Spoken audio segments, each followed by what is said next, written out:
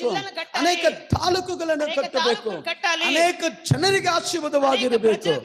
ಅದಕ್ಕೋಸ್ಕರ ದೇವರು ಈ ಎಜ್ರನನ್ನ ಆರಿಸಿಕೊಂಡನು. ಪ್ರಭು ಎಜ್ರ ನೇಮಿಸಿಕೊಂಡಾಡು.